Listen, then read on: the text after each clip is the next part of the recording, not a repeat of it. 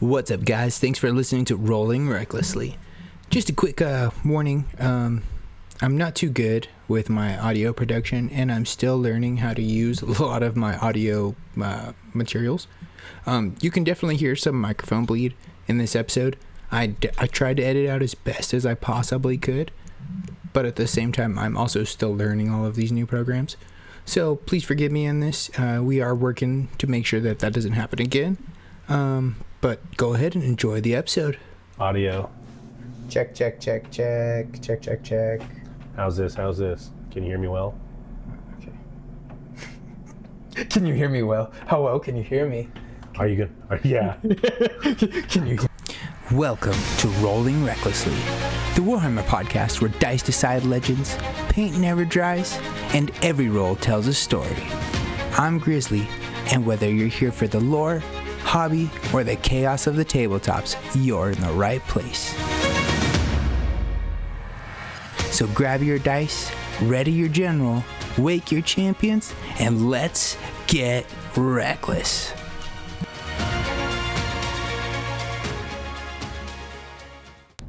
So grab your dice, tighten your armor straps, and gather around the table, because today we return to the canon and the mortal realms are about to march. What's up, everyone? Welcome back to Rolling Recklessly, and I'm your host, Grizzly, and today's episode is a lore episode, but it's also something a little different, because yes, we're diving into one of the biggest story arcs in all of Age of Sigmar right now, the Dawnbringers Crusade. But before we get into the lore, I want to start with something real, because the mortal realms and the Dawnbringers are marching to build new cities under fire, and right now, we're doing the same thing in real life. Me, Jesse, and Zach are officially signed up for our first full match play tournament, the Scorched Earth Open, happening February 28th and March 1st, and we've been in the full grind mode, painting, basing, practicing games, tightening lists, and making sure our armies are not only playable, but actually look battle ready when they hit the table. So today's episode is going to be a little structured a little differently than usual. We're going to start with the big hobby segment, talking tournament prep and what we've been working on lately, because this honestly is one of the most exciting moments that we've had as a group. And then we're going to shift gears into a canon timeline with a full lore breakdown. Dawnbringers Crusade Part 1, because this story isn't just about armies marching, it's about desperate people trying to build hope and scratch in the world from the world of dread. And to make it even better, I've got one of my regular warband brothers with me today, Jesse, and we're going to have some extra banter, extra hype, and some real table talk energy while we cover all of this. So Jesse, what's up, brother? How are we doing? Hey, it's nice to be back on. You know, I'm just as excited as you for this oncoming tournament. And trying to get my army ready, trying to get my list ready. It's a lot going on in the hobby. It's an exciting time to be in 4th edition, to be participating. Don't ever feel like it's too late. You know, get in there, start playing. The General's Handbook is far from over. Yeah, we got 6 more months, I think. Basically, well, 5 months now, since January already flew by. And then we have the end of this month, so we got 4 more months of this General's Handbook. That means getting these tactics down, nailed, I think is going to be a big thing, especially if we can grind out these last 4 months, maybe to hit this tournament, just see how things go, you know. There's a world's tickets to that tournament, like the golden ticket, which is coming up, which I'm super hyped for. Granted, yeah, I think you got to get first place, so there's a ton of work you got to do if you want to get that. You gotta have to go 5-0. Yeah, we're already looking at, 26 people? Yes. So that means, it's like 5 people could potentially go 5 games in a row? Yes. Yeah.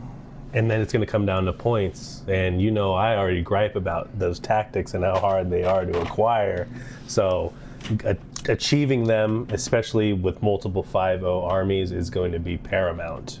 I agreed, 1,000%. Those tactics, some of them, I think are very achievable, especially for our armies. I think we're in a good spot, at least as far as those are concerned.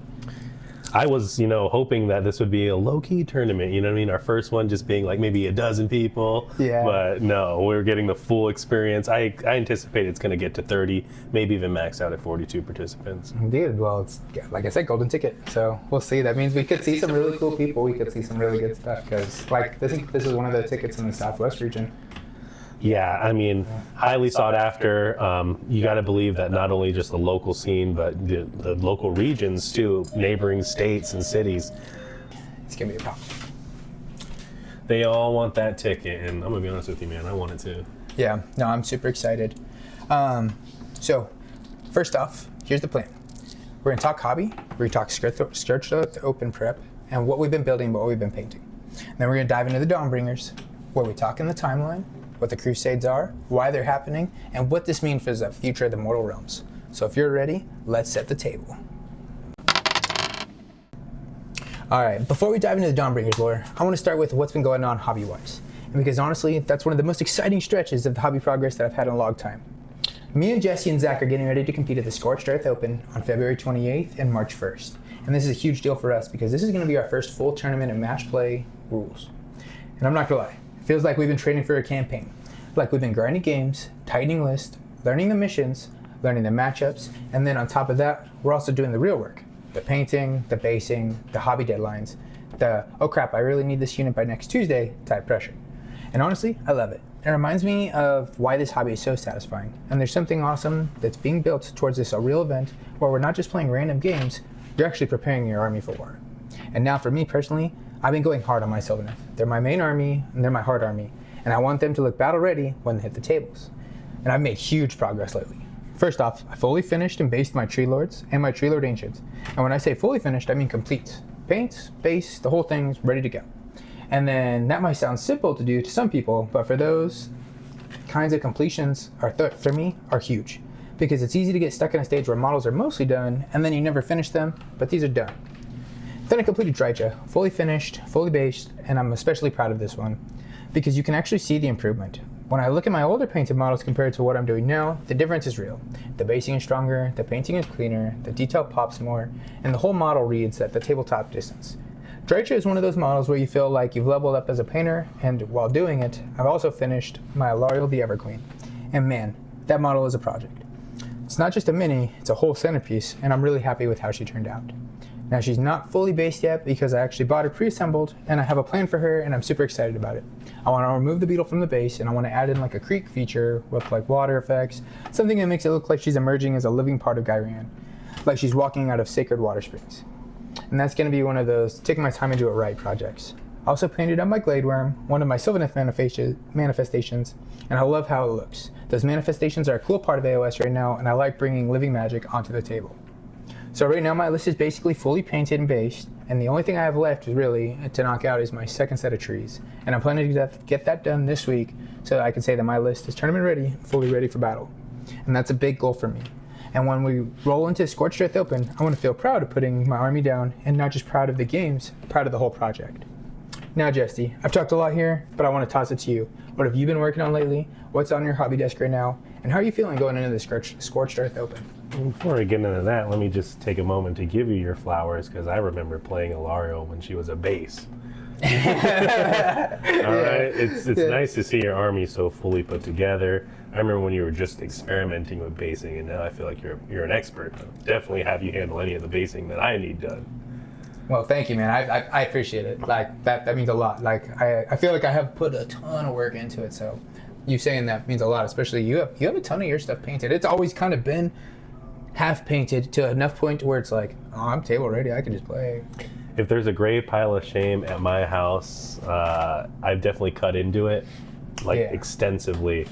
I'm gonna be honest, painting has always been kind of like the aspect of the hobby that fell at the bottom of the tier list. For me, it's like I like gaming at the top, I like building second, and I like painting last. Though I am talented at painting and I choose simple paint schemes, it's just hard for me to just sit there and devote myself to painting. But that's literally going to be the next month while we get ready for this tournament, because I simply need to just get the painting done.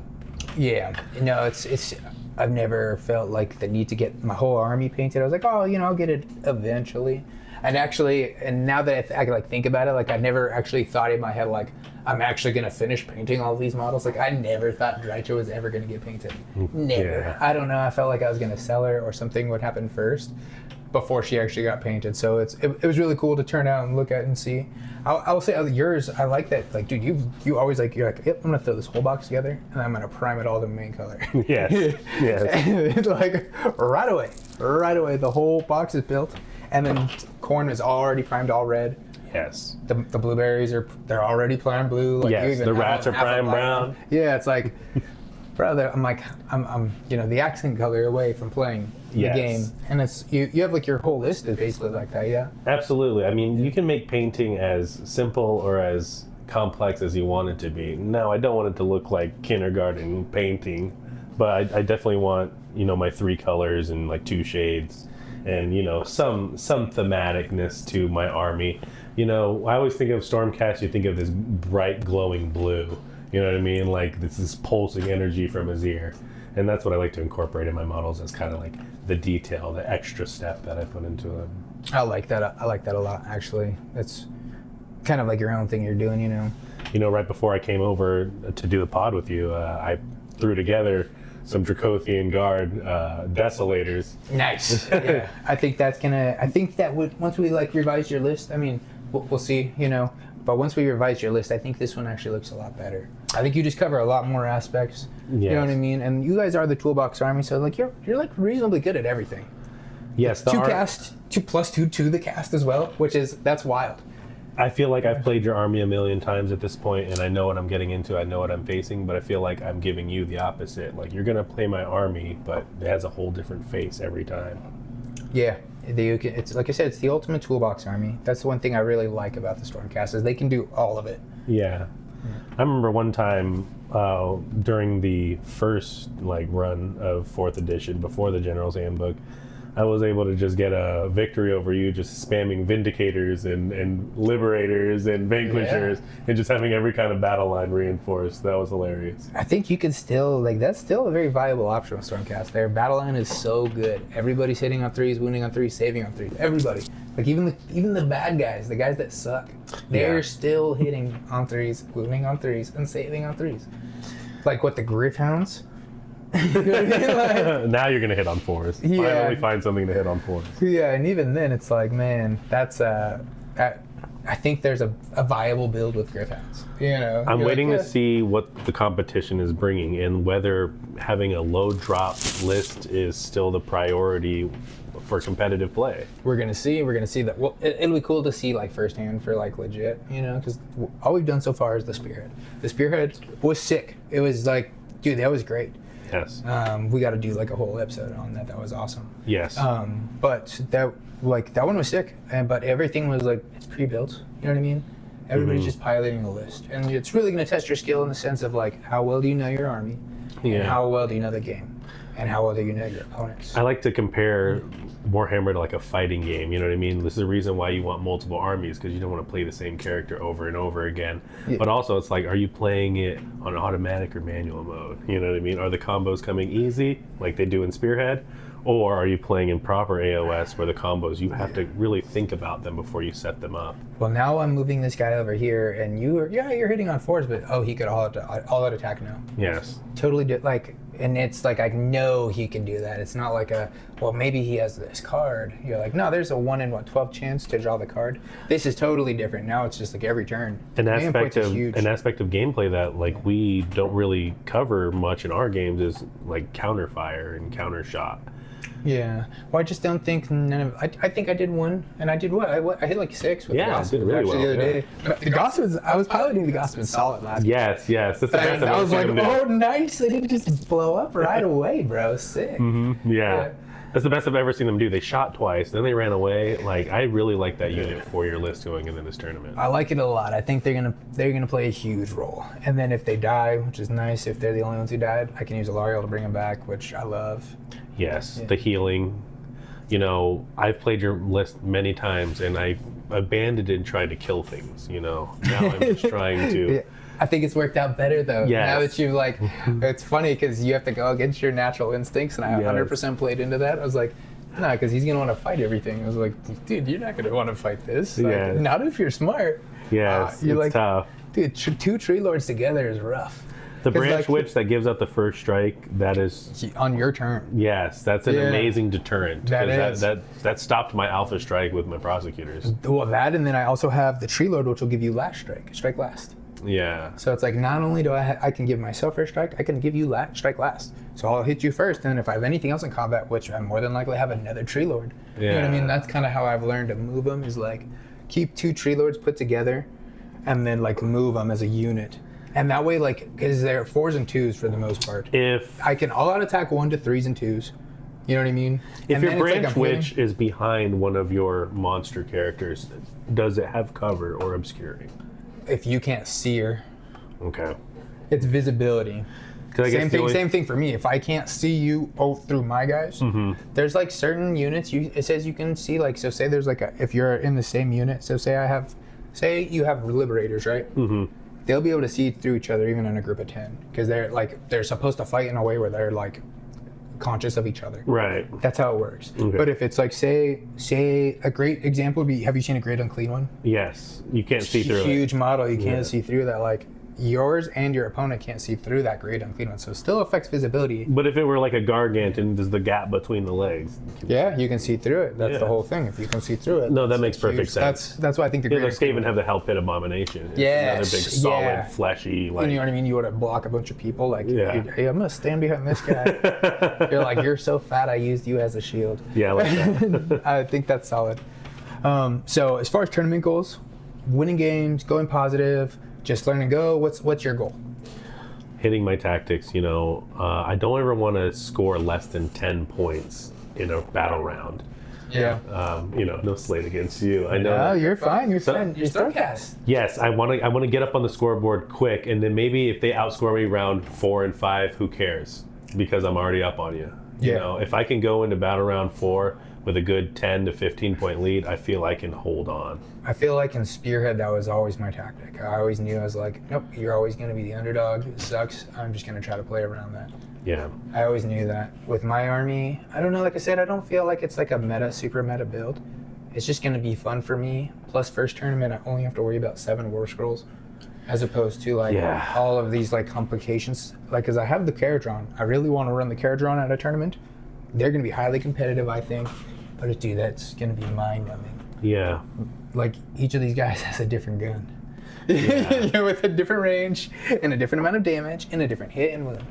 Granted, it's all 4s and 3s, 3s and 3s.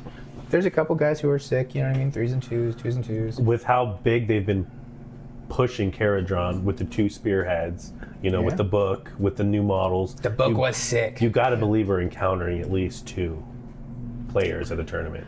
Yeah, that people love dwarves. I know we're not the biggest fans. I'm not the Giants fan. The fact that I have as many dwarves as I have is kind of surprising to me. KO are a different type of dwarf. I 100% agree. I don't think they are. They're like the sky dwarves. I love the steampunk aesthetic. I love it. I think it's sick. Kind of gives me BioShock Infinite vibes. It, 100% does, especially once you hit everything with that gold and bronze. You're like, oh, it does. It does. It does. It's a very, very good comparison. For you so far, what's been the hardest part of prepping? Painting, list building, practice, what's been the hardest part? Okay, so it's like minimizing and maximizing your final like 500 points in your list. You're like, planning and tightening up that last 500. Do I need this hero? Do I need that hero? Do I need another unit of this? And it's tough. You always want to try to hit that 2,000 points clean perfectly. Yeah. It's very hard to, and I seldom do, but I actually, with this newest list, I hit that exactly 2,000 points, and I get to have my portal. I get to have some nice manifestations, and I feel much better with this. 6 War Scrolls now instead of the 9 it was before. So, yeah. I feel much better with this list. I realized in our games, and you and Zach were the perfect people to like play against to find this out. Is you can't just have somebody have unlimited spells unchecked. Yeah, I'll give you that. Even with my terrible rolling, like, I'm gonna hit 1 and 6. Yeah. A single unbind in a critical moment could be, and especially when somebody passes it on a 4 or 5, which you can do in your army with your +2 to casting. So when you can unbind it pretty,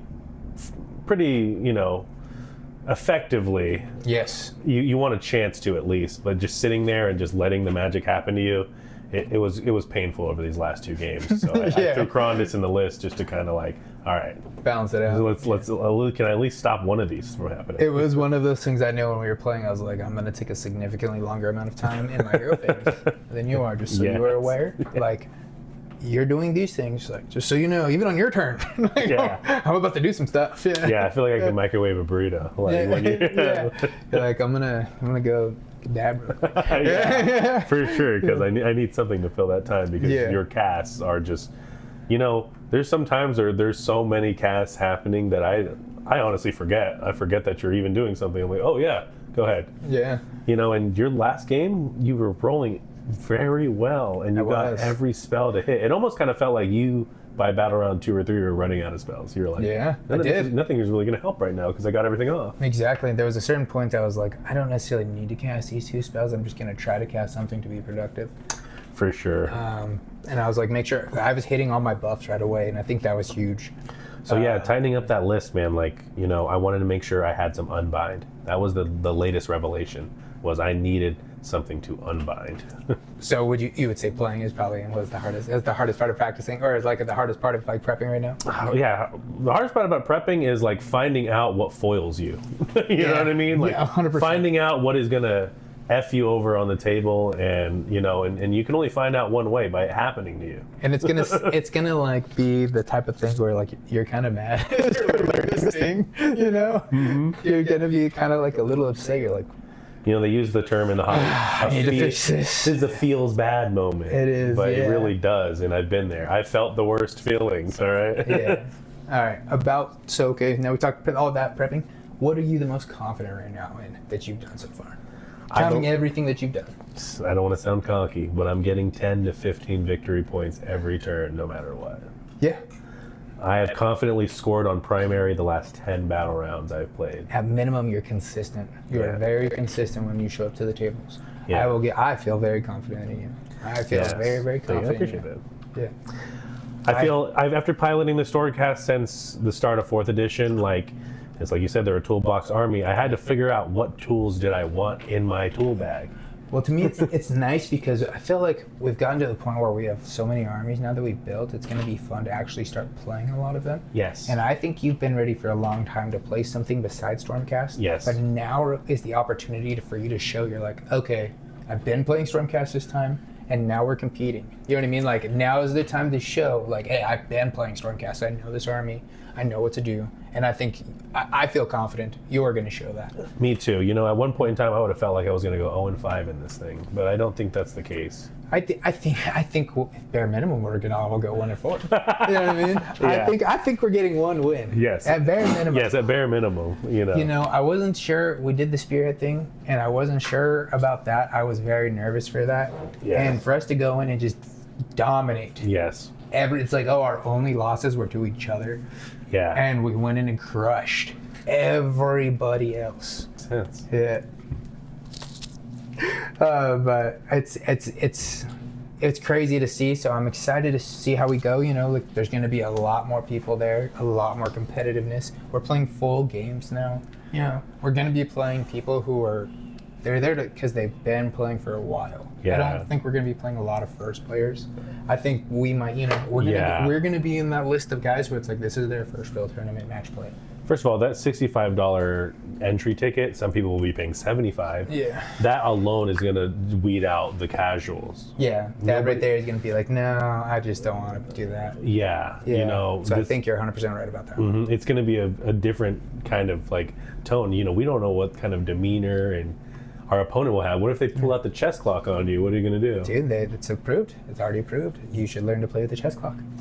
I feel confident enough into like my turns where I feel is like I'm gonna have to rush my hero phase, and that's when there's gonna be points where it's like I'm doing good enough here. I'm not gonna make these last 3 casts. Just go. All my trees are down. Everybody's healed.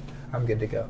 Let's move. I'm gonna go into my movement I feel like phase. even I'm gonna tap. Do you respond? No. You respond. Boom. Okay, my turn. I'm gonna go to my movement phase. I already have a plan in my movement phase because I already know that's the most important for me. Yeah. I'm teleporting all of my units. Yes. So I know right there it's my most important thing. So what I'm trying to do in your hero phase, in your turn, in my hero phase, in my turn is like absorb that data. You know? Yes.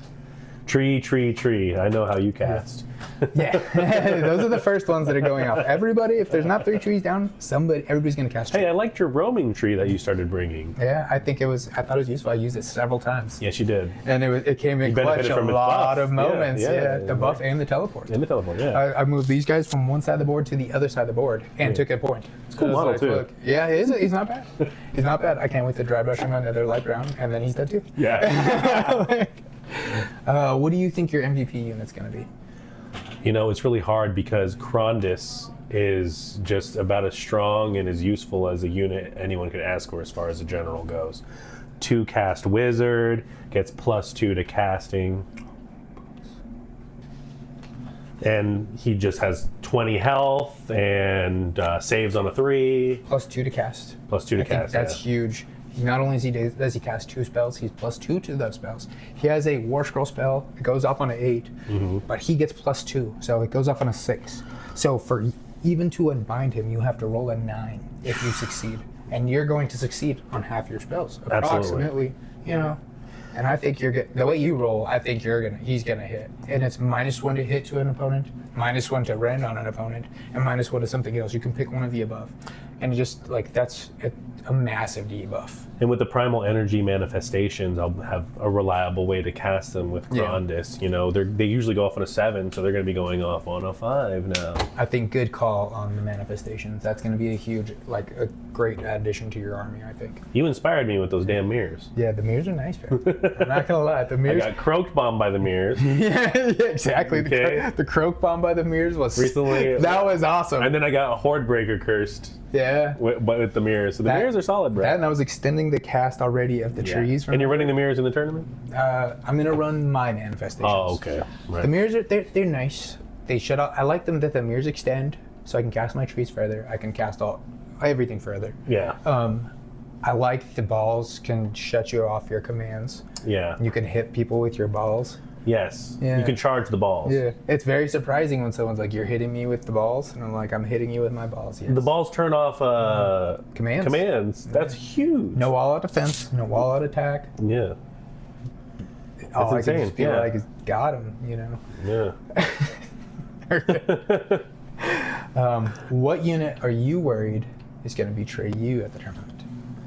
I'm worried that my reclusions aren't as strong as I want them to be. I almost feel like they need a second attack in their profile or something more than just a crit mortal. Maybe +1 to damage. I don't know, but I fear that my reclusions just aren't going to be as strong as I need them to be in the moment that I need them to be strong. You think so?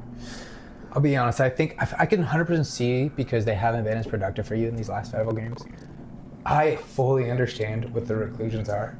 And I'm not going to run in them. I've mortal bombed them from a distance. Every opportunity, I've shot them. I do not engage those guys in combat until there's down to like 4 at least. Yeah. And I'm just not going to let you hit me with that. So I think their big downside is they move 5.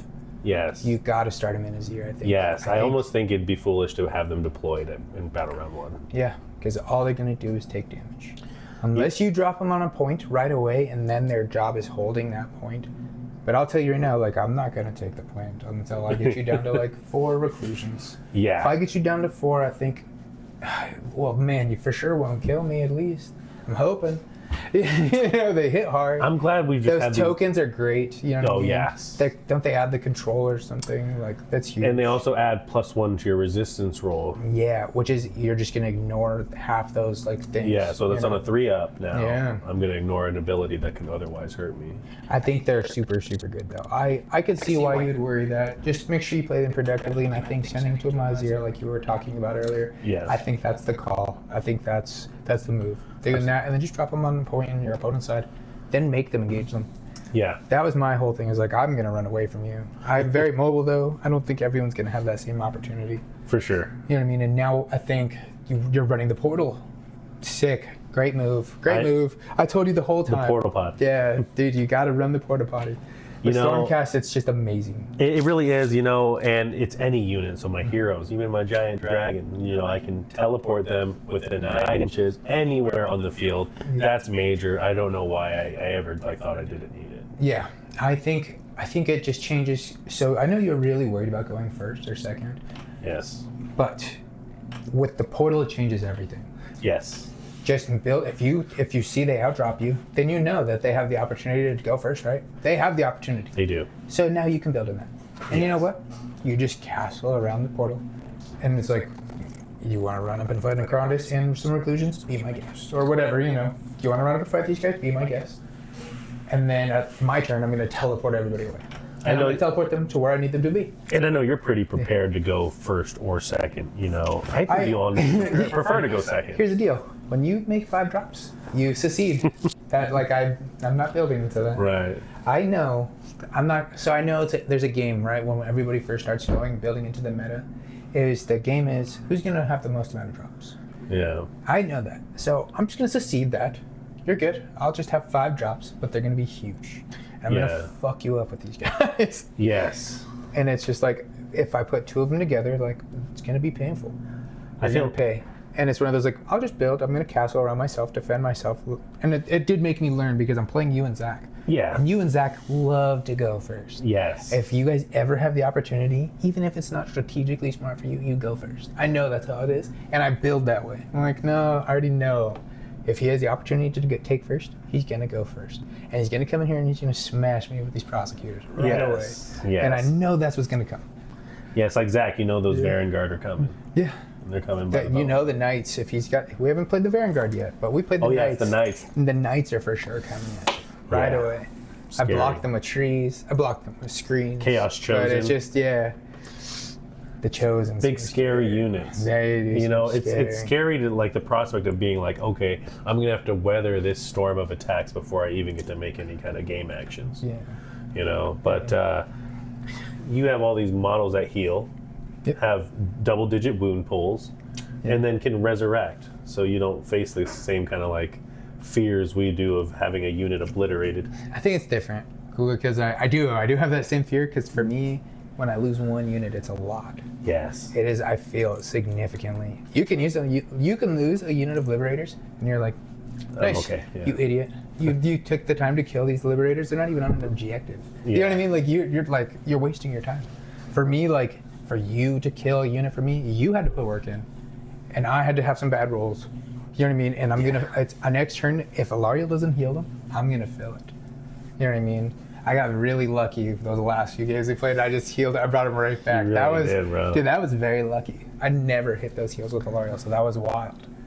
And then I got her out of dodge. You know what I mean? I think I played pretty well. I feel like without a battle tactic that's requiring you to kill, like killing a hero or killing a Garanite treasure unit, there's really no value in killing units in your army. Yeah. Exactly. That's 100%. The trade isn't worth it. The trade you're going to have to take back on hitting is going to be really. When you saw in our game, I was just kind of like flying away from you. And you were like, "Are you sure you're not going to charge? That's not like you." And I'm like, "Yeah, I'm playing a little different." You moved all those prosecutors and the Knight of Zeros back. I was like, "Dude, move forward."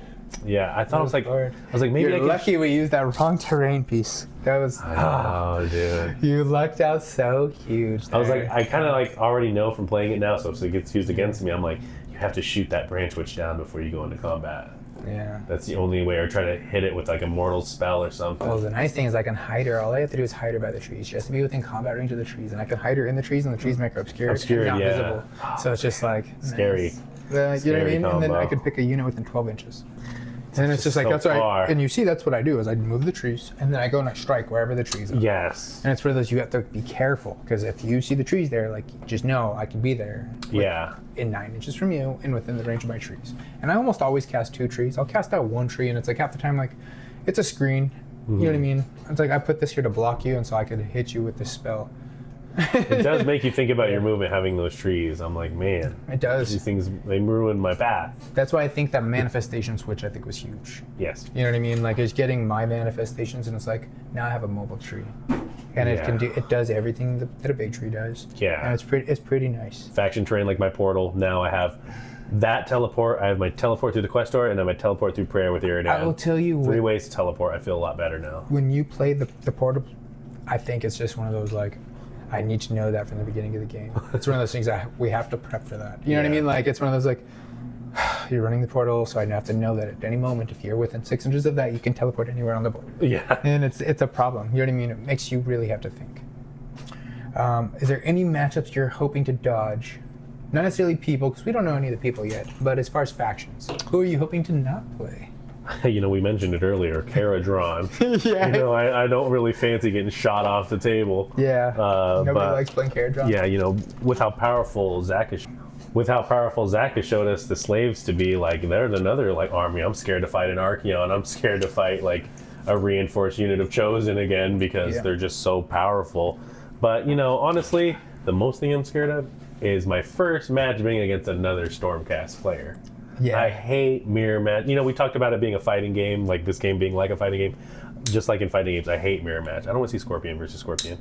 Okay, Yeah. I don't want my first matchup to be Stormcast. So honestly, that's the only matchup I don't want to see. It's one of those like, at least play Sub-Zero, bro. I don't want to play slaves, but if you can at least play slaves. Yeah, it's like I don't want to. You know, what if it's the same paint scheme? I mean, gray and gold. Yeah, it probably is the same paint. Yeah, I'm like, oh man, okay, you know. They went gray where you went gold. Yeah, for sure. And I know I should expect this because it is the starter army, and there's so many starter sets. But with the range being so huge, I doubt you're going to get a 1-to-1 list Stormcast. They have exact same units, the exact same formation, in the exact same regiments. I doubt we're going to see that. Well, I agreed, because they're already, like you said, the toolbox. I think there's so many different ways you can run them. It doesn't really matter. If you do see them, it's going to be a different Stormcast than you're running. I think we might see the Palador build there, which would be kind of cool. Yeah. I've never seen the Paladors in action.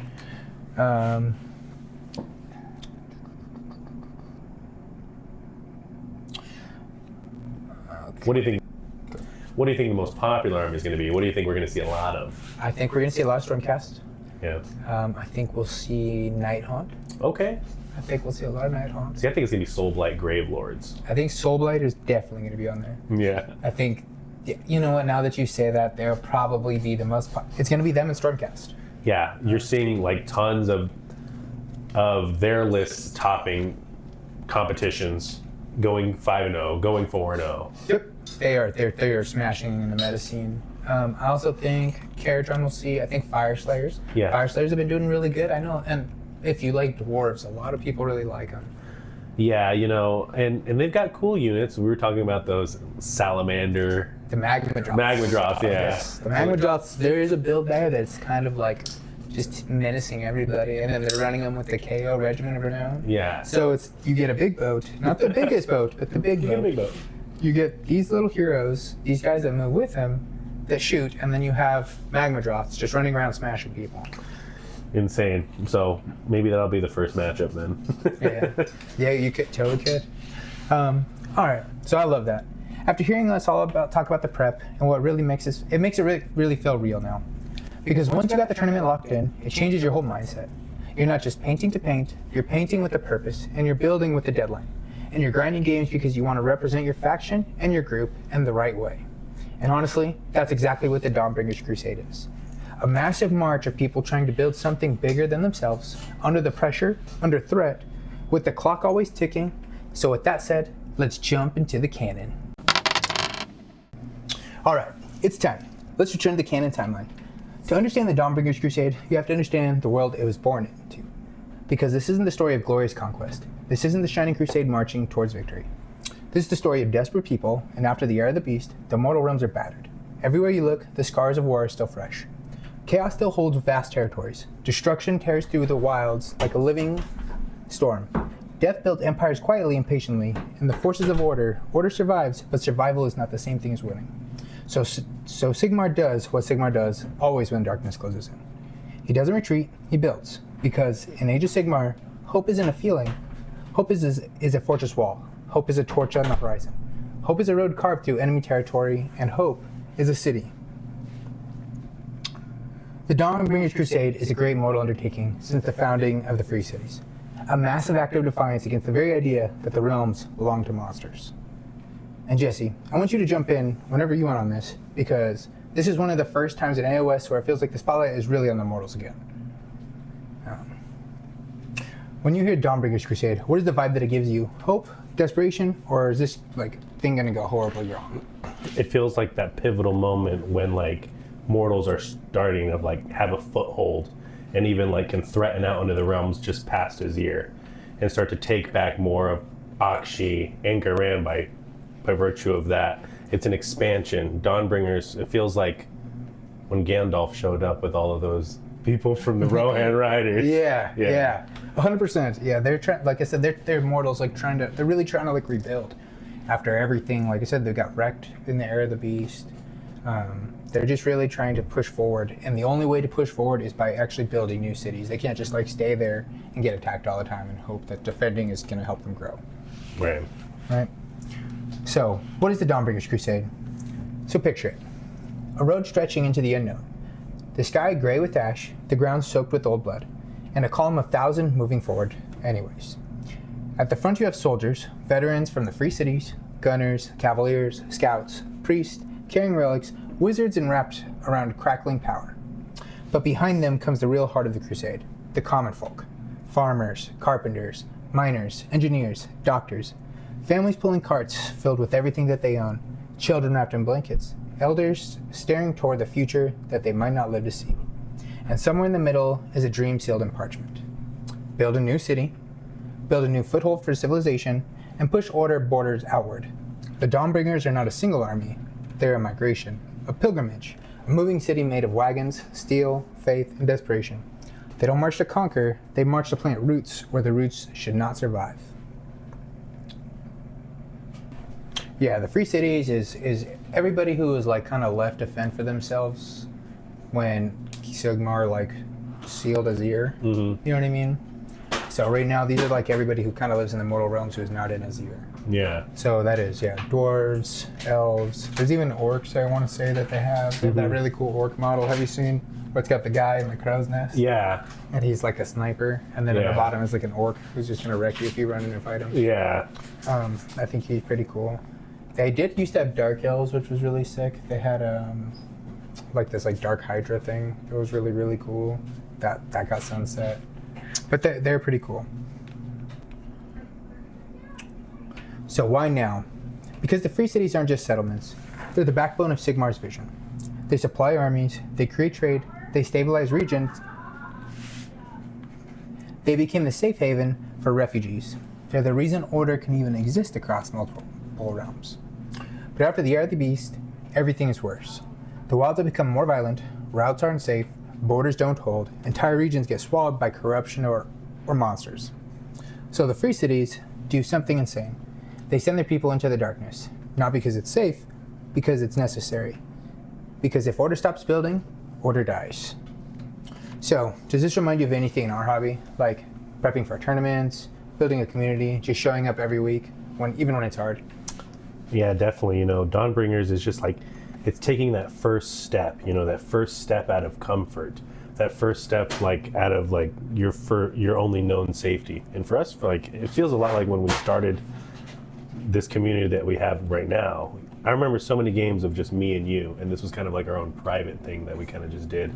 Yeah. Without an audience and without any kind of participation. But just seeing us take those first steps to compete at that Spearhead tournament, to compete at the upcoming tournament, I feel like we're having our own Dawnbringing of our own. Yeah. No, it was a lot of work too. I felt like you were like grinding it out and just marching forward. I really liked it. Especially when the day, like on like the Tuesdays where it's kind of like lame to show up. You know what I mean? It's like, felt like we were being tryhards. Tuesday, let's just go anyways and show up. But I think it means something, I think, in my opinion. It helped to have somebody else to keep you accountable and to show up for, because there were so many times where even just your phone call made me go, all right, I gotta go now. Yeah, I did, especially we got really good at Spearhead. Yeah. we got really good at Spearhead because it was just like, let's just go play Spearhead. I feel like we know all of them now. Yeah. Like, you can't shock us in the Spearhead table anymore. Only like half of them. Alright. So from the launch input of Hammerhall. Now that the Dawnbringers don't just spawn out of nothing, they launch from the beating heart of civilization. Hammerhall. Hammerhall isn't just a city. Hammerhall is a nation, a fortress industry of faith, Sigmar's greatest statement, carved into stone and steel. And from Hammerhall, the gates open, and out marches something unheard of. The Twin-Tailed Crusade. Two massive expeditions leaving at the same time. One heading toward the realm of Gyran, life, growth, green wilds, and rot. And the other heading to Akshi, fire, blood, brutal territory that wants to burn you alive. Two crusades launched like twin arrows. And Jesse, this is the part that makes it feel so cinematic to me, because it's not just a crusade. It's like a gamble of 1,000 lives, just pushing into areas that don't really want them to be there. Yeah, I feel like that desperation that they're all experiencing is the only thing that's gonna make them step out, because resources are limited and the time is of the essence, and they need to know when is to go out there and establish a footing. And it is the best time now. Yeah, I mean, you don't have Kragnos like marching around just smashing everybody. It's pretty nice. But after the Year of the Beast, I think it like powered up Iran, so all the beasts got kind of crazy. The territory went kind of crazy. So they're also still just trying to survive through through the woods. If you were a normal dude living in Hammerhall and the city announced, "We're sending settlers out to build a new city," do you think you'd volunteer? I don't think so. I mean, I think the only thing that would give me the courage is if I had some Stormcast to march out with me. Yeah, well, that's exactly what happened. They actually do send a bunch of Stormcast. That's kind of like why it does feel like there might be some hope in all of this. If Sigmar's investing his Stormcast in it, they're trying, in my opinion. Absolutely, because that's what the Stormcast were forged to do. They were forged to go out there and expand the mortal realms for order. Yes, exactly. They were here to stop the order, the Age of Chaos. You know what I mean? Mm-hmm. Until they dropped down, life was rough, especially for the cities of Sigmar people. Some of the major characters are going to really shine in this part. And if Hammerhall is the engine, Talia Vedra is the commander who reshapes the machine. Talia Vedra, the Lioness of the Parch, is one of the most important mortal leaders of this era. Not a god, not a mortal, not a magical chosen one, a general who learned the truth the hard way. A crusade who doesn't fail because of one big battle. It fails because it bleeds out in 1,000 small tactics. So the Dawnbringers Crusade march with discipline, military structure, defensive organizations, a methodical approach. Not because it's cool, because it's survival. Alright, so do you think Talia is a character, because she's basically like the anti-anime protagonist. No magic powers, just sheer will. What do you think about her? I mean, just having a awesome chimera to ride into battle kind of makes up for those shortcomings, right? Yeah, I think I would feel pretty confident if I was riding a giant chimera as well. If I was just even standing by, I'm like, no, if you guys want to fight, you fight him. When in a IP as vast as Age of Sigmar, and you have things like elves and orcs and dwarves, it's hard to convince people to be like, hey, you just be a regular dude. Just be a regular guy with a gun or a sword. Yeah. So I think that Talia definitely makes it oh, okay, I see why you got into this army. Yeah, exactly. To me, I don't understand in a lot of factions, or a lot of games where people are like, I want to be a human. I'm like, we're like humans in real life, man. We can be anything else in this game as well, why humans? And then, you see Talia Vedra, you got a chimera, scorpion tail. That is just... sick war scroll, right? Yeah. That is just a woman. Yeah. Like any woman walking around right now. Just wrecking everybody.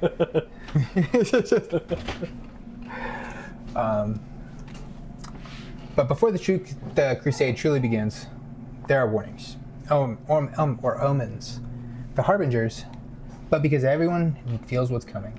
Chaos, death, destruction. Every predator in the realm senses the same thing. Order is sending its lifeblood out beyond the walls, and predators do not ignore its prey. So the crusade begins under a shadow, and the realms are already preparing to kill it. What's your thoughts on feeling you have to fight not only all the creatures and everything, but the terrain almost, Yeah, definitely a brutal terrain, a brutal landscape, and then the beasts. The Stormcasts have marks that they wear on their shoulders for slaying these beasts, and it's an accomplishment. It's something that you wear adorned to be able to slay one. And so just to expect normal people with normal weapons to be able to accomplish these things, it's treacherous. And then out from nowhere, Nurgle sends the Harbingers out. And the Harbinger he's like a priest, a plague priest, goes out and sends this disease that kind of goes out and just poisons everybody. In fact, later when they're trying to poison the Flesh Eater courts, but the Flesh Eater courts are so crazy, right, that it doesn't they don't feel the effects of the they're so diluted they can't be plagued. Yeah, they're like nah, we don't, nah. You can't even convince them they're sick. Yeah, exactly. That's exactly what it was. So the Harbingers come out and they're kind of poisoning everybody. They send all these rot flies out to go and basically just annoy these crusades, where they're spreading sickness and disease, and it's already 1,000 people.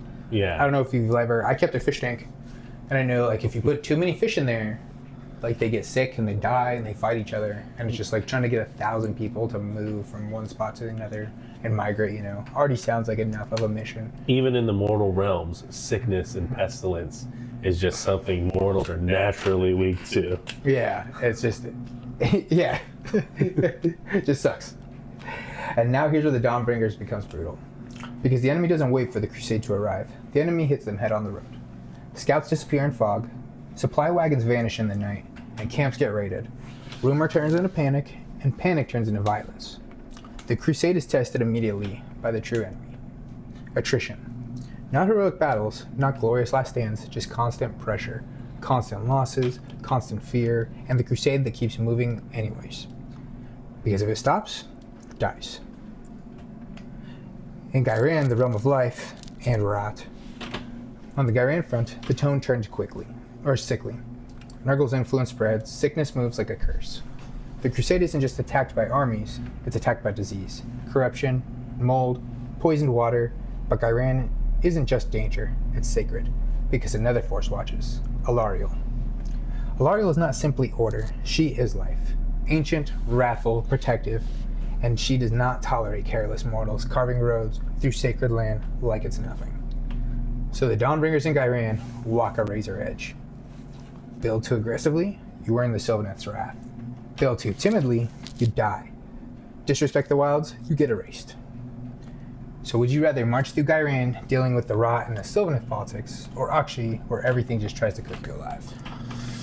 I definitely would try to march through Ghyran and gain the favor of the Everqueen, because these are lands she's already healed, and that's why she's pissed. Yeah, she's already put in all the work to do this, and then you're like, you are here ruining everything, and you need to leave. For sure. Yeah, and you could see like the Sylvaneth, like I know they're order, and I know they're like friends of Sigmar, but it's like a very, like there's like an edge there that can definitely be crossed. Yes. Because the Sylvaneth will kill mortals, like, they do not care. I feel bad for Sigmar because he only wants people to kind of like agree with him and his plan and see things the way he sees it. And very seldom does he get his allies to actually see the way he sees things. And a lot of times his allies either outright defy him or, in the case of Nagash, turn on him. Yeah, exactly. And all he's trying to do is fight chaos. You know what I mean? But everybody else has like their own kind of like thing they're focused on. Yeah.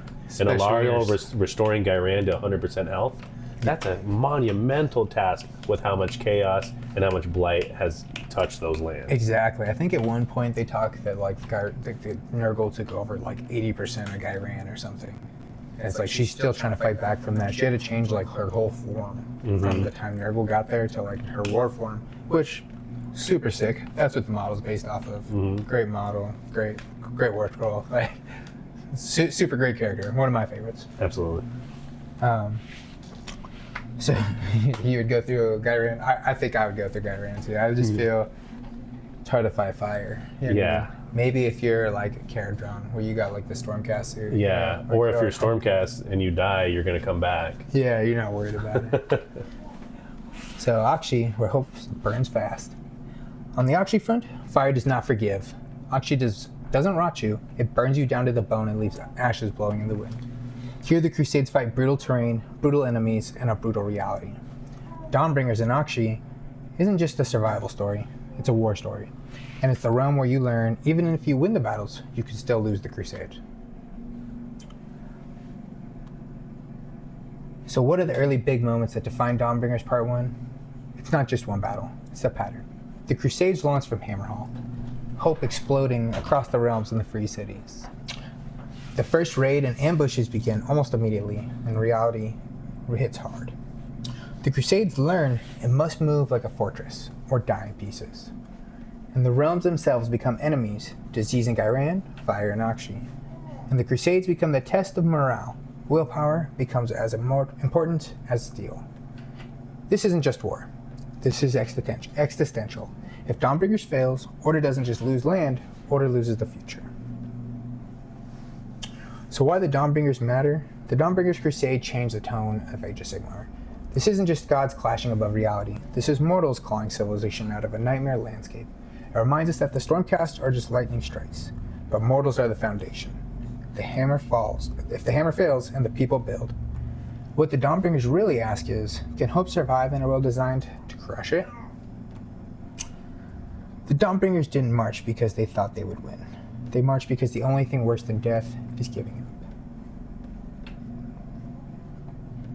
All right, before we move on, I just want to sit and talk this second out because the Dawnbringers is grim, but it's also inspiring. So what is like a few questions to just reflect, or what are a few questions that you have? You know, when I think about the Dawnbringers, you know, the question I always have is, when do they get aid? When is somebody going to come help them? Is there a point where things turn around and there's a rally? You know, you always kind of hope for that. Like I know they with the Sylvaneth, they kind of like have to make mythosteel, I think, after a while. But the Sylvaneth don't really work with them. They just agree to not kill them sometimes. Absolutely. You know what I mean? So that I agree. It would be nice if they got like some aid from somebody else. Maybe we'll see with this new edition. You know, I wonder what happens there because the story's got to go forward. Absolutely. Do you have any predictions for the new edition?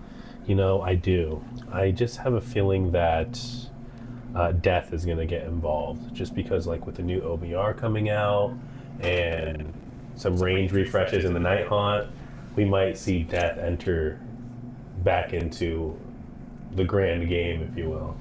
I think you're right about that. So if you like look at the releases, the very first one I think was death. Right? Like the first edition was the Soul Wars, right? Yes, and then second was and then Chaos. The Realm Gate Wars, yeah, and that one was Chaos. And the third one was Oryx. Was Destruction. Yeah, Crow Boys was introduced. So if you follow, like if they're going in like any type of order, yeah, you know, Death is up next. I feel Death on the horizon. Maybe a big clash between the Stormcast and the OBR. That'd be a great box for me. Yeah, that would be. Like new Stormcast models and new OBR models. I'll take it, please. Yeah. Just fill out the rest of your army. I think it's cool because I think Nagash right now is like not in a good place. I think Nagash is kind of beat up. Yeah. You know what I mean? Trying to heal.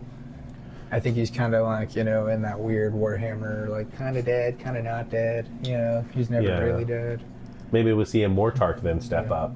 I think Catacross is probably going to be that option, right? For sure. I think he's trying to step up and kind of lead death, it seems like. If you were part of the Crusade, what role would you choose? Soldier, engineer, priest, scout, or trader? I'm going to be a priest, man. I'm going to go into battle with a stick. Yeah. Okay? I'm going to chant. And while everyone's fighting and dying, I'm in the back line chanting. You're over there buffing people. Yeah. This guy's getting +1 to hit. I'm like, I'm not going to go fight, but on a 4-up, I'll send this guy to go fight. This guy's weapons are blessed. Yeah. For sure, that's what I'm doing. I will teleport this guy from here to here. Yeah. Like, no! What do you think scarier? Dying in battle or dying slowly on the road with no one remembering your name?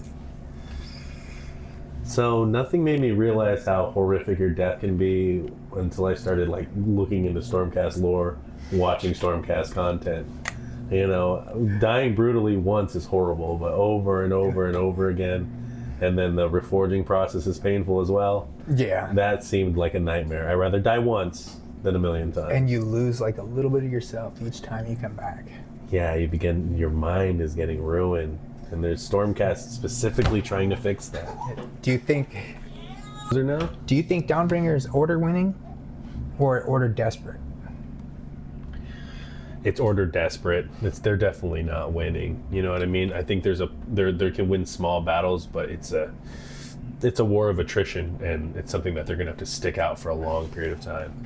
Yeah, I agree. All right, because when I read the Dawnbringers, it doesn't feel like a story about conquest. It does feel like a story about stubborn hope, and honestly, that's for the most Warhammer thing ever. I'll just go past that. I think that's what makes Dawnbringer so good. It's not just a cool lore, it feels real. And it feels like struggle, pressure, and stubborn hope. The kind of story where nobody's guaranteed a happy ending, but people keep marching anyways. And honestly, that then hits even harder when you look at what we're doing right now in our own hobby and our own lives. Because whether it's building tournament lists under deadline or building a local AOS scene week by week, it's the same energy. Alright, speaking of building communities, let's bring it back to the real battlefield. because the lore is epic, but what makes this hobby special is the community you build and the people around it. Tuesdays at JM have been going pretty solid lately. We've got the usual crew showing up, and we've got hobby progress happening in real time. We've got more people slowly getting pulled into the game, and that's exactly what we want. Now, this last week was more hobby night, and which honestly I like. It was me, Jesse, and Jesse's girlfriend Allie, where we were all building, painting, talking lists, and getting models ready and making progress. And on those nights, they really matter, especially when we're trying to prep for lists like this. For sure. Because you don't get armies on the table without nights like that. You don't get tournament ready without nights like those, and you don't build community without those nights. Now, while we were hobbying, Eric showed up and actually got a 1,000-point game in against Ian and one of his buddies who's been showing up and playing with us.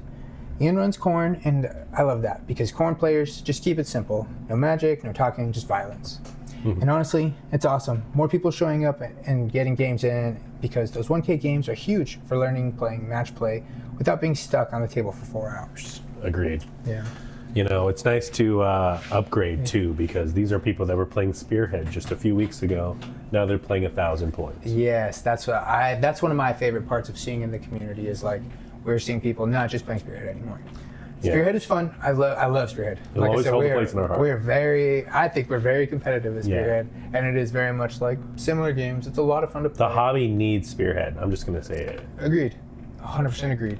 I think it's just that's how you get people tricked in, and then after a while you're like, all right, let's play some match play. People always ask, where do I start? Start with the Spearhead. Yep, it's so easy to answer. Yep. And then you build your list off your Spearhead. Yes. You know what I mean? Your 1K list, Absolutely. and then move forward. You know what I mean? It's just an easy like guide. You know what I mean? My girlfriend, she's played Spearhead enough with her Daughters of Cain that she built a 1,000-point list, and now we know what we need to get that 1,000-point list ready. And it's sick. Daughters of Cain, to see the 1K is gonna be sick. It'll be nice. Just that it's like a good little like diversity in our group now. Yes. You know what I mean? Because we already have quite a bit. Yes. You know what I mean? We don't have. At 1,000 points, we've got a lot. At 2,000 points, we even have a lot. Yeah. Yeah. So it's exciting just to see like another faction. I like seeing all the different factions. We don't have any players that really play double. You know what I mean? I know Zach has his Stormcast and Vermin. Yeah. And his Skaven for like probably for when he moves. You know what I mean? Obviously, it's gonna be. They're spearheads. It's extra spearheads, Yeah. and it's like the go-to spearheads. Yeah. You know what I mean? So I think it's just perfect that our meta is just. It's a bunch of different diverse like people and factions. And I run Khorne too, just like Ian, but our lists are pretty different. Like, his list is a lot different than mine. That's a big thing, yeah. So what did you think? You saw his list, like what did you think? Because as someone who plays Khorne now, and you have the book, you know the rules. What did you see? So I saw Blood Crushers, which I think are just an auto take in any Khorne list. Saving on 2s. Yeah, the Blood Crushers are plus sick. 1 to damage on charge. They're really, really good. Expensive, but really, really good. I saw Bloodletters on his field, which I thought was awesome. I feel like Bloodletters will always have representation. I myself don't run them though. You know what I mean? I'd rather have the Mortal Warriors than the Bloodletters. I know. You don't run any Bloodletters, which for Khorne is wild. But yeah, it's cool to see his. He does have the one. It's like the 110 pack. He runs all the mortals. I think all the rest are mortals, yeah. Yeah, absolutely. He has like the hero Blood Crusher or Bloodletter too. There's like a Bloodletter. Yes, it's a Skull Taker. Yeah, and he's amazing. That guy's pretty sick. One of those. See, that guy's pretty cool. Yeah, one of those for sure. It was cool, and he's been doing good.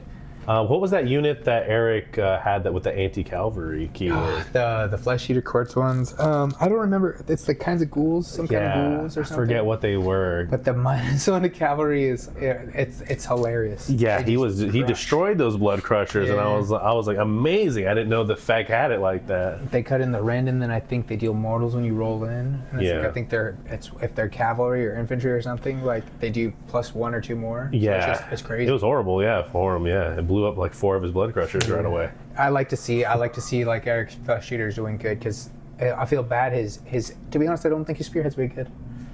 No. The Flesh Eater Quartz one, I just don't think it's very competitive, and the fact that he has wins with it is solid. You know what I mean? He plays it very smart. Yeah. He's a tactician. But it's just like Eric. he doesn't have a lot of room, to like mess up. Yeah, shouts out for sure. Yeah, I feel like his list needs a big, like destructive Carnifex. He needs Oosh.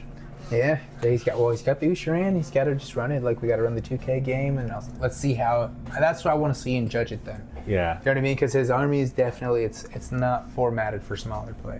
No, definitely Even the not. 1K matches, we ran several 1K matches, and they went great. I liked them. It was a lot of fun, but I just felt like You're I don't know, tabling maybe especially I was running just 4 big monsters. Yeah. So I can't understand that it's a little oppressive at 1,000, and we had the table cut in half, so it's just like, Yeah. well, we're right there. Like if I look, You don't at even need to teleport. with most You're there. of these guys, Yeah. If I look at you with these guys, you're gonna die. Like, Without adequate save, your army's just crushing to play against. it is, yeah. I hate doing it against your strong Hell, even cast with because adequate your save. Yeah, I was gonna say I hate because like your saves are so good. They're so good. I hate playing them with my Sylvaneth because of that. Like they're like, dude, I should be killing your stuff. Everybody else just dies. Yeah. And you're like 5s. You're like 2 red, bro. You're like 5s. Warding on 5s is amazing. Saving on 5s, and it's like 3, and then I'm like, yeah, 2 rend, and you're like, okay, 5s. No, whatever. They're, 5s, yeah. How many Let's went let through? Like 1 goes through. Okay, 5 upward. And it's like, dude. So, like, Can you roll a crit? Yeah.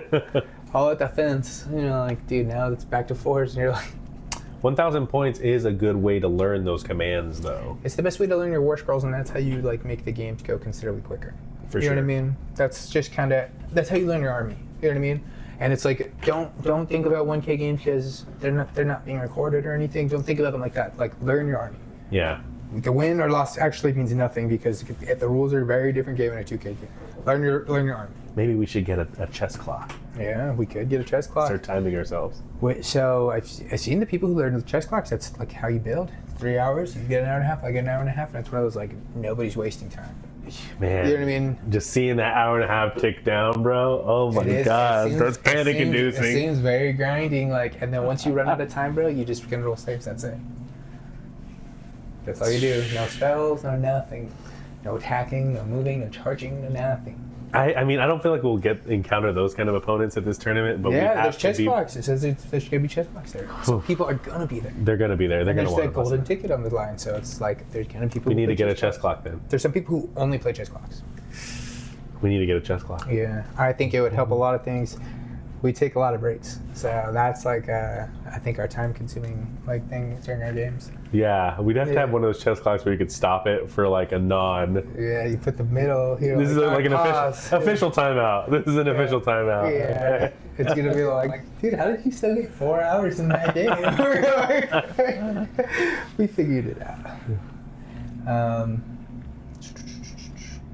What do you think has been the biggest improvement on our Tuesday nights lately? More hobby nights, more match play, or Spearhead still being the main gateway? The expansion in format. Even in Spearhead, we're doing the Spearhead doubles rules. Yeah, that's a very good point. We don't just play regular Spearhead anymore. I remember that night where we were kind of crunched on time. I think we had like maybe 2.5 hours. Yeah. Everyone showed up kind of late. You know what I mean? But we still finished the Spearhead game. We still finished. I challenged us. I said, Yeah. "Hey, we have to finish the Spearhead game," Yeah. and we both finished our Spearhead games. You know what I mean? I think we started at like 7:30. Yeah, I crushed it out. Yeah. But the bigger move to format. Everyone's going up to it. Like even my girlfriend wants to be at 1,000 points. Eric wants to be at 1,000 points. Me, you, and Zach, we want to be at 2,000 points. Yeah, yeah, you're 1,000% right. I'm Eric's right behind us. He's going to be at 2,000 points. Yeah, he's I think he has 2,000. He might be like rated 2,000 because Ushain I think is like 4 or something. And once we get Allie to 1,000 I know for points, sure he's got at least like 1,800. Once we get Allie to 1,000 points, we throw Marathi in our list. We need what, 1 or 2 more units, and we're there. And then you just get more witch elves. Yeah. Like 2 more units to reinforce witch elves. Yeah. And then Marathi. I think you're good. We're good. Yeah. Do you want to be more shooting, or do you want to go run up and stab people? Yeah, that's kind of like your choice. She's gonna want to run up and stab people. Yeah, that's. I would run up and stab people. You too. Like, yeah, I get +1 to hit and +1 to rend, and I do 2 damage, and there's 40 attacks, hitting on 3s. So the week before that, we had 2 Spearhead games running side by side, which was pretty fun. Just like you said, we very rarely just play regular Spearhead, and this week showed up like we didn't start playing until 8 o'clock. Mm-hmm. I played Daughter's Game, which was awesome. I used my Soulblight Gravelords. That's dude. Besides Sylvaneth, my favorite Spearhead is the Soulblight Gravelords. Such a blast. Yeah, they look really good on the table too. I'm super happy. I just like happened chance to get those. Like, nice. I didn't plan on going these guys for death, but I'm 100% happy I did. The Blood Knights are so sick. And that's actually what helped me kind of win the game, was the Blood Knights. I was the Obriar, the Mortisan Elite, so their newest Spearhead. Yes. And I gotta say, those Necropolis Stalkers and Morghast Archive, they swing and they hit. I don't think I ever hit for less than 8 damage. I know, they're nasty. Everybody in the OBR, I feel like, hits hard. So I like listen to stuff on like the meta, and people like, they kind of talk, I don't know. Sometimes they say, if there's weird things I just read, and people are like, yeah, this isn't very good. I'm like, maybe not. And I've seen it do some really good stuff, you know. The OBR spearheads, I think, are really good. I think it sucks because there's not a lot of units. It's just like the Sons of Bahamut issue. Yeah. There's just not enough of them. You know what I mean? We have those archers coming. You do have those archers coming. They're going to be sick. Yeah. I think once you do, 1K or 2K, especially Catacross. Yeah. And you're just like, yeah, I'm going to buff every phase. Yeah. What? Every phase, including yours. I'm excited about Catacross. Yeah. I'm excited. And then his model looks amazing. He looks great. Looks like a diorama. Yeah. And you had to play Zach's slaves, right? Oh yeah, and that it's slaves, man. They're gonna hit you hard as hell. To me, they're the boogeyman. I like that about them. I just don't. It's like uncomfortable. The games are always just. You feel like you're always on the back foot. Yeah. You know what I mean? And I do not like starting off feeling that way. Mm-hmm. You're like, man, I need to there's a lot of issues you gotta deal with as soon as the game starts. I noticed in his army though, in slaves in general, when they lose a unit, it's real hurtful. They don't have any way to bring it back. Yeah. They don't have much healing either. Yeah, and I mean, even their screens, which are pretty good screens, the Warriors, they're kind of expensive. You know what I mean? Yeah, a little bit squishy. Even at saving on 3s, 2 rend. And you put rendered mortals, and I think there's a lot of armies, rendered morters, they're pretty significant. They do quite a bit. But hammers, those chaos. Yes, Knights. They're sick. Yes, they're sick. The knights are amazing. They go 10 inches, right, or 12? I think it's 10. Wow, yeah. And then when they charge +1 damage, they also have horses, which do 5s and 3s, right? No rend. But I think he gets when he charges, they get the rend. So it's like horses with rend. Mm-hmm. Yeah. If he gives them a mark of corn, oh my goodness, now they have even more. Yeah, and they're annoying. He can give them 2 rend. Yeah. Yeah. And then the other guys, the 3s and 3s, the 3 attacks, 3s and 3s with 5 knights is painful. Chaos Lord is a pretty good general too, with the abilities and the mark of Nurgle automatically going off. Yeah, he's really good. I'm more the Chaos mark automatically. I like his spearhead. I like it a lot too. I will be sad when he leaves. I'm gonna buy a slave spearhead this thing. In his honor. Yeah, I'm like, dude, we can't leave the meta. It's really good. Yeah. I'll get that in Darkion, bro. And we were talking about 2,000 points right there. And we were talking about Soulblight Gravelords being so good. He has that army too. Yeah, so that's he just has nothing but solid crushing armies. It'll be nice when he goes out there though. He'll have so much variety when no one has anything. And he's gonna be like, look, I got all the coolest shit. You know what I mean? Yeah, we'll miss him, but I'm excited for him to take what we've shown him, and now he's the Grandmaster. He'll get to do his own Dawnbringers Crusade. He'll be the twin tail. He's going to Gyran. Yeah, we're out here in Oxy burning up in Arizona. Yeah, he's going to Gyran. Yeah, exactly. To do his crusade, that's I love time. That was a great time. You got to play Allie's Daughters of Cain. Yeah, they were sick. Yeah. I'm kind of happy because I'll be honest, in Spearhead, I feel like I kind of know what everybody does. Even if I don't, there's it's limited because there's only so much stuff that everybody can do. And once you just figure out what's your thing, you know, what is, especially Spearhead. Spearhead is literally just what do you do? Everything has its archetype and it's clear. Yeah, and then it's once you understand what they do, you can shut things off. But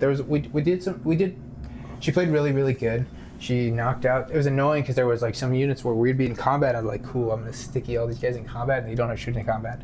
And then it's 1 or 2 died, fucking now we're not in combat anymore. Next turn, she shoot me, and I'm like, well, that sucks. I'm already in there, and I'm stuck in combat, so I can't move. And it's just oh, these guys both shot. Those Doomfire Warlocks, they've got a spell that goes off on 2d6. I think I ran up right away though with the horses because they could charge over infantry. Oh, okay. And I stuck her best shooters in the back, and then I also got the other guys in combat. And none of them are shooting combat. Wow. Yeah. So it's just but like I said, she got out, and then you can't up your spell in combat. There was also a unit in yes, true, very true. Knock your spell in combat. What was it? The Witch Elves. There was also a unit of Witch Elves with us. So it's just the Knights versus all of them. She killed almost all of them, and then one dude, bro, he came through and just started smashing and killing. It's the power of one unit. And it's the one, and I was like, oh my goodness, I thought I was gonna lose. And then we had a couple combats where it's just like, oh, dude, I think about to win. Isn't it crazy? You It's could whiff wild. with a healthy unit of 10, Yeah. and then spike with the last model of the Yeah, unit. dude, it's 3 attacks. You know what I mean? It's like, boom, I'm hitting these. Even the horses are hitting. It's like, the horses hit on 5s. You know what I mean? It's like, that's 2 damage with the horses. And you're like, how did 2 of them go through? They hit on 5s. You don't roll nothing. I love rolling horses. I call it the horsey stomps. Yeah. That's That's why I was horsey like, stomps. what is it, 5s? You're doing the horses? Yeah, That's horsey why I stomps. like that. That's why I always like, what are you doing, the horses, or are you doing the good one? You know what I mean? Like, are you doing the good attack? Do you like to roll the horse, or do you like to roll the big attack? I roll the horses first always. Get the shitty one out of the way? Just get it out of the way. Yeah. That's just my rule. Agreed. I think I need to do the horses first. Agreed. Because what if the horses kill it, and then you can put the attacks into something else? Exactly. Yeah. That's it. And it's 100% is like, and you don't want to put the horses attacks into somebody else. Like, that's not consistent. Yeah. Yeah. It's just not, it's not, in my opinion. Do you have any cav in any of your, like, spearheads? Like, anything like that? I do with those Dracothian Guard now. In your spearheads, though? Any of your Oh, spearheads? my spearheads? My OBR one has Cavalos Death Riders. Okay. Are they pretty good? What do you think? They're pretty good. They're not as good as those Blood Knights. No. But they're pretty good, yeah. They stack up the same. And they I'm can, assuming they do the horse thing. They do the charging on. they're ethereal, so they can, like, pass through something, Same. Yeah. Yeah. Yes. end up on the other side of it. Yeah. And then if I that can happens, choose- something happens to them. Mind if I can choose a regiment? I can choose a regiment where if I pass through them in movement or charging, I deal D3. Yeah. I was just like, oh, that's kind of cool. That's pretty sick. Yeah. That's really sick. I was like, oh, that's dope. So I try to like, I went over this way. You know what I mean? Like, Yeah. like why are you moving? Like, I think spit the 'em on other Daughters side. of I'm like, Cain- I need you to see this line. Look at this. Do you see I this think line? the Daughters of Cain Spearhead Cav is really good. They got a spell, they got a shot, and they've got 2 attacks, and there's 5 of them, and they recur. I think the whole spearhead's really good. I like that army a lot. Like I said, I got the Deepkin, and the Deepkin remind me a lot of Daughters of Cain. They do like very similar things. You know Have you what built any of it yet? I mean? Not built any of it yet. I've been grinding this out, man. I knocked Absolutely. all those models out. Like I've knocked out so much. Maybe So I after the figured- tournament, we can Yeah. treat ourselves. That's kind of what I think I'm going to do. Well, I'm going to do the tournament. I want to knock out just the spearhead. Yes. And then it's like that way I'll have. I have an the spearhead idea. just to play. Because I have that Iron Jaws Spearhead. Okay. So after the tournament, when things calm down, you do the Ideneth, I'll do the Orcs, and then we'll have them battle each Yeah. other. No, that sounds like a blast. Elves vs. Orcs, classic battle. That would be super classic. It'd be fun. I'd get to use the eels. I'm excited. I got the good one too. It's the new one, which is like nice. Yes. I want that. I need to get a few sharks, and then I need to get the turtle, and then I'll Yeah. feel pretty solid. You know what I mean? Yeah, Maybe that's gonna like be it. there's that cool like Eidolon guy who's got like the wave with cape. Yeah, I think you need to build a 1,000-point list, I think you're right. and then make that 1,000 points. I'm gonna spam a bunch of eels. There's like 2 reinforced units of eels. They're coming at you. Because I know I can hit 1,000 points of OBR pretty soon here. Yeah. So I'm excited to play them some more Yeah. this year. Nice. Yeah, me too. I'm super excited to play Ideneth. But that's why I think they remind me a lot of Daughters of Cain. They're pretty sick. That's why I kind of like could see like little. Yeah, bits, they have this the is not mechanic good that time. every battle round you get a new buff or new ability. Exactly. All right, that's going to bring us to an end today's episode of Rolling Recklessly. Jesse, for real, thank you, brother. I appreciate having you here. Thanks for hopping on this one, and I love doing these lore episodes. But having you here to talk about it and reflect on it like we do at the tables makes it even better. And I think it gives the listeners that game night energy even when we're deep into the canon. But because Dawnbringers is one of those story arcs that doesn't just feel like cool lore, it feels like real Warhammer. It's about building under pressure, marching when it hurts, dragging hope through mud, fire, teeth, and claws, and still moving forward. And honestly, that's what we're doing too. We're grinding games, building armies, and painting like maniacs. Get ready for the Scorched Earth Open, and we're building a community, one Tuesday at a time. So to everyone listening, thank you. Whether you've been here since season 1, or you just found the show, I genuinely appreciate this part of the journey with us. If you enjoyed this episode, make sure to follow, stay connected. Instagram, rolling_recklessly_podcast. How about follow me at YouTube, Rolling Recklessly, and then look at all my links on Discord. I would love if you join the fun. We talk there, we talk lists, we talk games, we show paintings, we show all of our projects that we're working on. So if you want to join in that fun, check us out over there. And coming up next, we're sticking to the Season 2 formula. This next episode is going to be a faction focus, but I'm going to keep that a surprise. And then after that, We're going to keep that formula rolling. We'll come back with a gameplay episode, and trust me, we're going to have a lot to talk about. Tournament prep, match play practice, and whatever chaos happens at the table. So until next time, may your crits be high, your paint never dry, and your rolls ever reckless.